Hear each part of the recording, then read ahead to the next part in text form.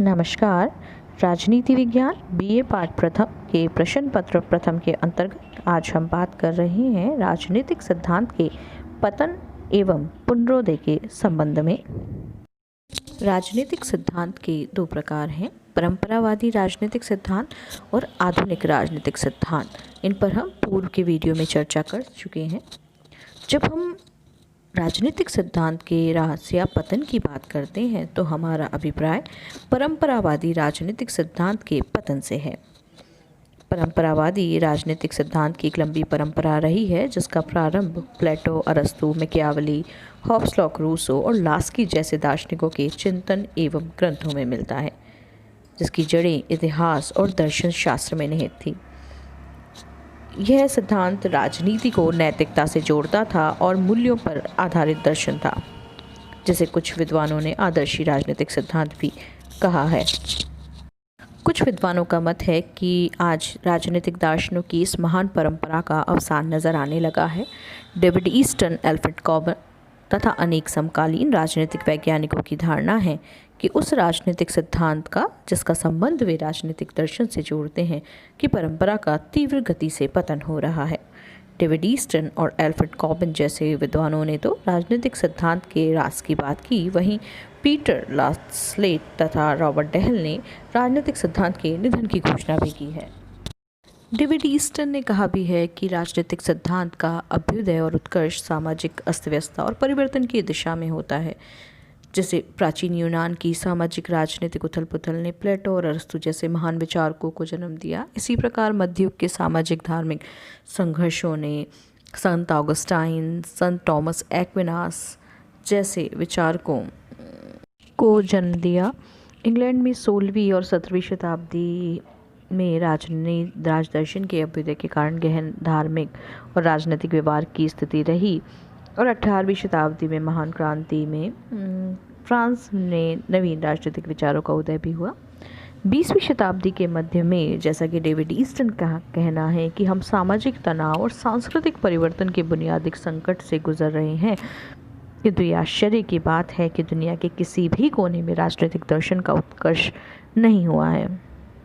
राजनीतिक सिद्धांत के पतन के विभिन्न कारण बताए जा सकते हैं, जैसे महान राजनीतिक दार्शनिकों की परंपरा का अवसान।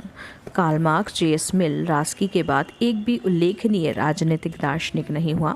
वस्तुतः राजनीतिक दार्शनिकों की महान परंपरा का अवसान हो चुका है, इसलिए राजनीतिक सिद्धांत का पतन होना भी स्वाभाविक है।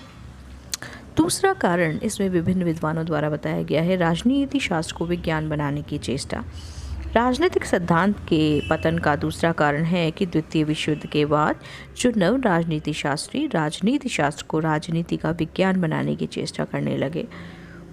जब इस प्रकार का प्रयास हुआ तो राजनीतिक सिद्धांत का निर्माण कैसे हो सकता था, क्योंकि उसका आधार दर्शन था, न कि विज्ञान। एक अन्य कारण व्यवहारवाद का उदय और प्रभाव रहा। तृतीय विश्व युद्ध के बाद व्यवहारवाद बढ़ने लगा। व्यवहारवाद का आधार नई अनुभववादी प्रविधियां हैं, जिनमें सांख्यिकी पद्धति, साक्षात्कार पद्धति, सर्वे पद्धति आदि प्रमुख हैं। इन नवीन पद्धतियों के कारण चिंतन और अनुसंधान को पृथक करना सहज हो गया। अब राजनीतिक शोध में कल्पना, नैतिकता जैसे दार्शनिक तत्व चिंतन की प्रभावशीलता होने लगी। साथ ही राजनीतिक सिद्धांत मूल्यपरक होता है। परंपरावादी राजनीतिक सिद्धांत भी मूल्यपरक था, किंतु आज तथ्यों के संकलन पर अधिक बल दिया जाता है। आज तथ्यों पर आधारित राजनीतिक सिद्धांत के निर्माण की प्रवृत्ति बढ़ती जा रही है। जो कहते हैं कि राजनीतिक सिद्धांत का निधन हो चुका है, वे इस बात पर जोर देते हैं कि राजनीति विज्ञान को अपनी संपूर्ण शक्ति से तथ्यों का अध्ययन करना चाहिए। आज तथ्यों पर आधारित राजनीतिक सिद्धांत के निर्माण की प्रवृत्ति बढ़ी है, इसलिए भी परंपरागत स्वरूप वाले राजनीतिक सिद्धांत का पतन हुआ है। कुछ विद्वानों का कहना है कि इतिहासवाद की बढ़ती हुई प्रवृत्ति के कारण भी राजनीतिक सिद्धांत का पतन हुआ है, न कि का नवनिर्माण। प्लेटो और अरस्तु से लेकर 19वीं शताब्दी तक राजनीतिक सिद्धांत की रचनात्मक भूमिका रही, जिसका अर्थ यह था कि राजनीतिक चिंतक अपने समय की घटनाओं का यथार्थ मूल्यांकन करके यह निर्देशित करते थे कि राजनीतिक सामाजिक घटनाओं को किस दिशा में मोड़ा जाना चाहिए, अर्थात क्या होना चाहिए समाज में। जबकि राजनीतिक सिद्धांत का स्थान अब राजनीतिक विचारों के इतिहास ने ले लिया और उसकी जो पूर्व की रचनात्मक भूमिका थी वह त्याग दी गई है। G.H. Sabine, Carlyle, Dunning, McIlwain, Lindsay जैसे लेखकों ने पश्चिमी देशों के इतिहास के संदर्भ में राजनीतिक सिद्धांत और उनके विकास का अध्ययन किया। उनकी रचनाओं के अध्ययन से पता चलता है कि उन्हें नए मूल्य सिद्धांत के विश्लेषण और निर्माण करने में रुचि की अपेक्षा समसामयिक व पुराने राजनीतिक मूल्यों के ऐतिहासिक विकास के बारे में जानकारी को बनाए रखने के विचार से अधिक प्रेरणा मिली है। इस प्रकार की विश्लेषण ने बौद्धिक गतिविधि की एक प्रजाति को समाप्त करने में मुख्य भूमिका निभाई। जर्मेनो जैसे विद्वान राजनीतिक सिद्धांत का पतन का एक अन्य कारण 20वीं शताब्दी के पूर्वार्ध में विचारधाराओं के बढ़ते हुए प्रभाव को भी मानते हैं।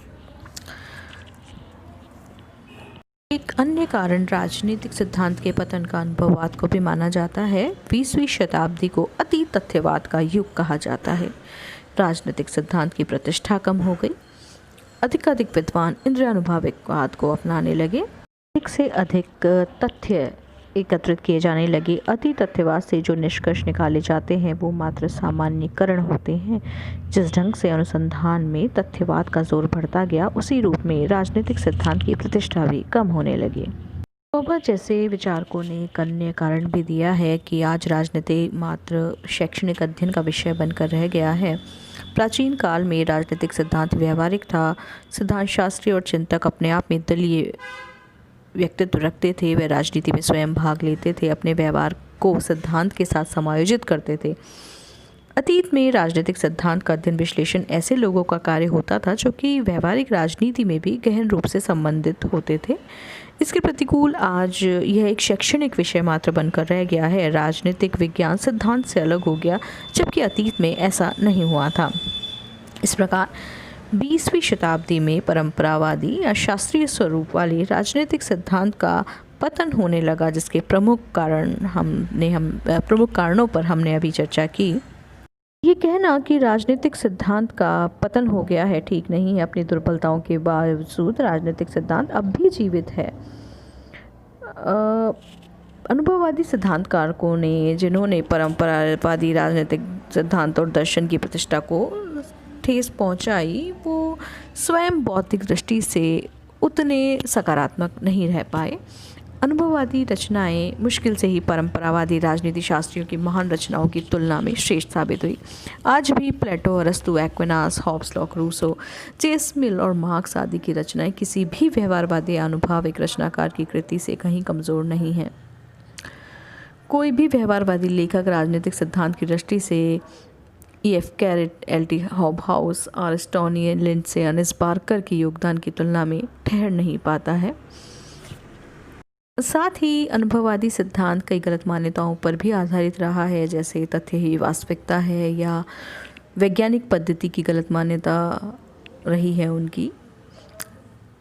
एक अन्य गलत मान्यता अनुसंधानकर्ता और आंकड़ों में घनिष्ठ संबंध है, ये भी रही है। वस्तुतः उनके आंकड़े और तथ्य उसकी अपनी मान्यताओं और भावनाओं से प्रभावित होते हैं।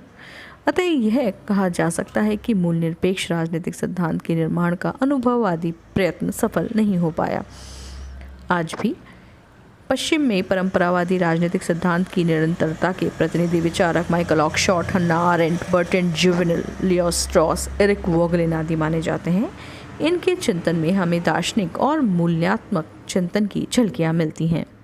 1950 के दशक में डेविड डी सनोकोवा ने राजनीतिक सिद्धांत के ह्रास या पतन के बारे में जो तर्क प्रस्तुत किए, उनका खंडन इसिहाक बर्लिन ने किया।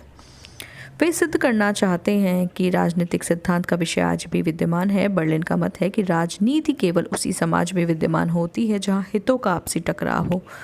कार्ल मार्क्स ने जिस भावी समाज की कल्पना की थी उसमें तो राजनीति का अंत संभव हो सकता है, लेकिन उदारवादी व्यवस्था में इसकी कोई संभावना नहीं है। इस दृष्टि से राजनीतिक सिद्धांत कभी अपना अंत नहीं देख सकता। बर्लिन का मानना है कि कट्टर व्यवहारवादी विचारकों ने मूल्यों के महत्व को समाप्त करके क्लासिकी राजनीति के पतन में योगदान करके राजनीति के अध्ययन को बड़ी ठेस पहुंचाई है। इसके साथ ही उन्होंने राजनीतिक यथार्थ को गलत तरीके से समझने और उसकी व्याख्या करने की कोशिश की है। उन सभी विषयों का अध्ययन जिनका संबंध राजनीति से है, व्यवहारवादी तरीके से नहीं किया जा सकता।